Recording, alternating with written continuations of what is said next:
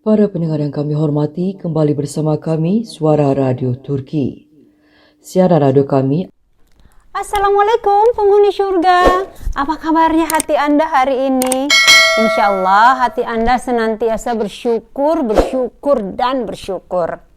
Ketemu lagi kita, Farda Yilmaz, Kanalama Hoş geldiniz, langkah ke surga.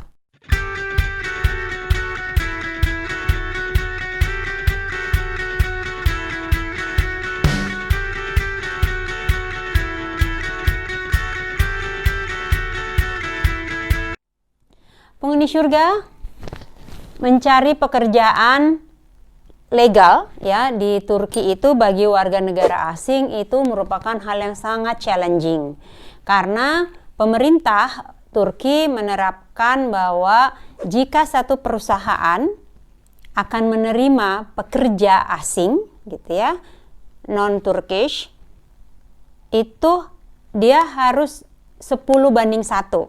Jadi dia harus menerima 10 orang Turki baru bisa menerima 1 orang warga negara asing, maksudnya pekerja asing. Dan itu semua legalitasnya mesti terpenuhi gitu ya, ada dokumen-dokumen. Dan itu pun jika Anda qualified dengan pekerjaan tertentu gitu, Anda punya keahlian tertentu ya. Jadi kalau untuk mencari pekerjaan di sini itu emang challenging banget, apalagi seperti kami yang datang di sini adalah karena ikut suami, karena suami orang Turki, maka kami tinggallah di sini gitu ya.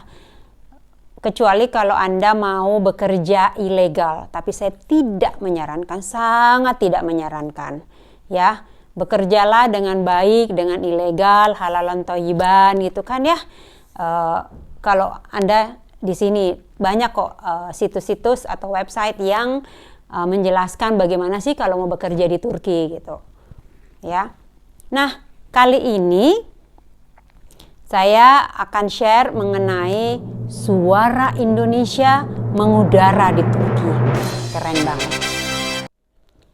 Feni Oksaksen, seorang wanita hebat dari Pulau Bintan, Riau, Indonesia, berusia 43 tahun.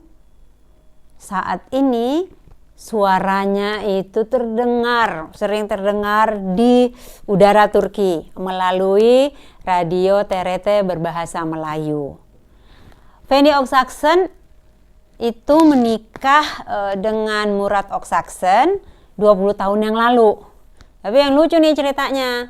Jadi Feni ketemu sama Murat Bey itu di Indonesia waktu Murat Bey datang ke Indonesia ya urusan bisnis kan. Kenal lah sama Feni. Baru 3 hari kenalan terus minta dikawinin gitu, minta nikah, mau menikahi Feni. Kata orang tua Feni, enak aja, emang anak kucing. Jadi kenalan dulu lah gitu kata dia gitu. Tapi sang suami nih, waktu itu calon suami, dia nggak mau kan, takut nanti Feni disamber orang lain gitu. Jadi dia bilang, udah deh kalau gitu tunangan dulu boleh nggak gitu. Akhirnya boleh ya tunangan. Lalu Murat Bey-nya kembali ke Turki, ke Ankara. Kemudian ya mereka berhubungan terus lah ya. Saat itu kan belum sampai sekarang belum ada WhatsApp, belum segalanya ya, tahun 2000 itu handphone juga masih terbatas kan, jadi mungkin lewat email, lewat yang lain lah, Yahoo lah apalah gitu ya. Kemudian 5 bulan kemudian udah nggak tahan nih ya, datang kembali ke Indonesia dan mereka menikah. Setelah menikah, Feni diboyonglah kemari gitu. Jadi menjadi ibu rumah tangga itu Feni dari tahun 2000 sampai 2014 berarti ya. Mereka punya anak 1 orang, Eve Haktan Oksaksen, itu sekarang sudah masuk SMA. Seru ya. Nah, Feni ini pintar masak, pintar banget masak. Jadi masakannya itu terkenal ya di Ankara, itu enak banget katanya.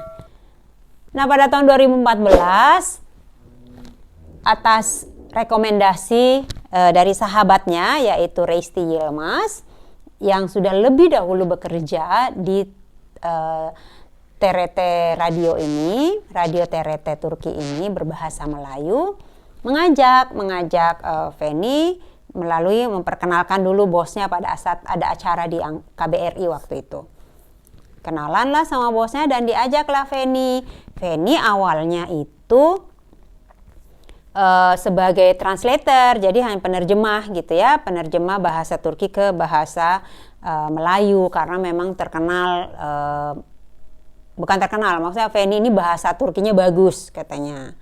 Lalu sama bosnya diminta, udah kenapa nggak jadi ini sekalian penerjemah dan sekalian menjadi anchor, jadi penyiar gitu ya di suara Turki ini. Kan keren ya, keren banget.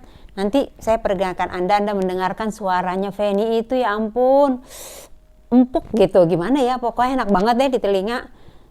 Kalau dibanding suara saya kan Anda tahu ya tingkat kecemprengannya luar biasa gitu ya, berapa desibel pokoknya suara saya kecemprengannya ya.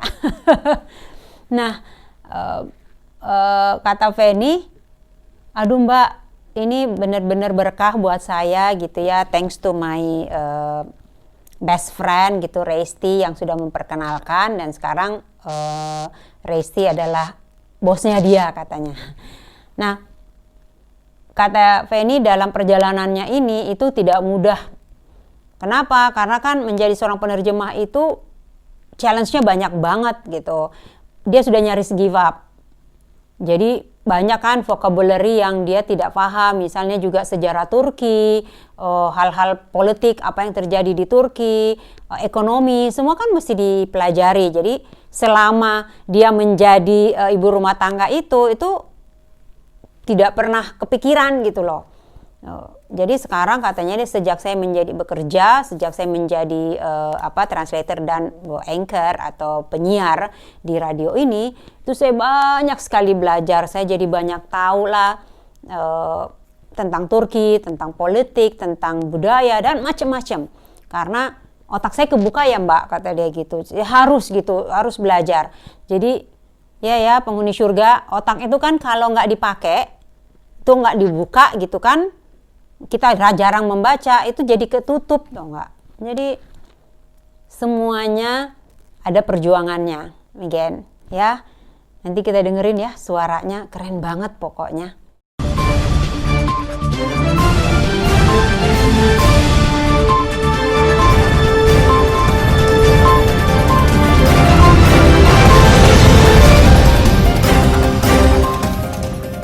Jumpa lagi bersama kami TRT Melayu yang dipersembahkan oleh Suara Radio Turki bersama saya Feni Okşakson dalam ringkasan berita-berita 6 Februari 2019. WHO kecam serangan yang menargetkan fasilitas kesehatan di Libya.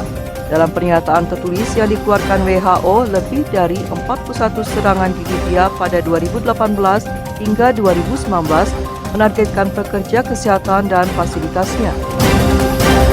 Presiden Amerika Syarikat Donald Trump telah mengumumkan bahwa sidang kemuncak kedua dengan pemimpin Korea Utara Kim Jong-un akan berlangsung di Vietnam pada 27 hingga 28 Februari. Menteri Luar Iran Muhammad Javad Zarif berkata Amerika Syarikat menyokong diktator, penjagal dan radikal di Timur Tengah. Zarif menjawab pada akun Twitternya atas ucapan Presiden Amerika Syarikat Donald Trump di Kongres yang mensasarkan Iran. Pertubuhan Bangsa-Bangsa Bersatu melaporkan bahwa sejak Desember sekurang-kurangnya 35 kanak-kanak yang melarikan diri dari wilayah Hechin yang terhubung dengan wilayah Deir ez-Zor yang dikawal oleh sebuah organisasi pengganas di Syria telah meninggal akibat hipotermia. Di Demokratik Republik Kongo DRC, bilangan orang yang terbunuh akibat wabak Ebola yang bermula pada akhir bulan Julai meningkat kepada 432. Gimana penghuni surga? Sangat membanggakan ya nggak sih? Saya tuh bangga banget kalau dengar ada orang Indonesia gitu ya, yang sukses gitu ya, dimanapun berada, khususnya yang berada di luar negeri gitu ya. Bangga banget. Semoga video ini menginspirasi Anda, bermanfaat bagi Anda gitu ya, dan cukup menggerakkan Anda untuk ayo terus berkreasi, harus terus mengembangkan diri, aktualisasikan diri Anda lewat karya gitu ya. Dan buat diri Anda bangga, negara Anda bangga, dan paling utama adalah keluarga Anda bangga. Ya, mari kita terus menebar kebermanfaatan bagi sesama. Terima kasih sudah menonton hingga akhir. Jangan lupa subscribe, please, like, and share. Insya Allah kita ketemu lagi di video-video saya berikutnya. Ya, stay grateful, stay happy, and stay healthy. Oke, sampai ketemu.